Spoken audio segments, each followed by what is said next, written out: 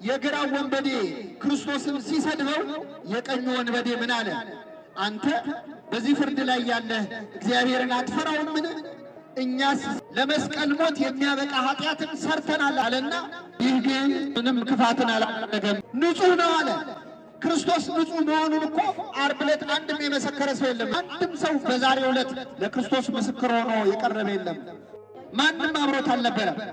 ማንም ባልመሰከረበት ዕለት ግን ይህ ወንበዴ ምንም ክፋትን አላደረገም ብሎ በንጽሕናው መሰከረለት።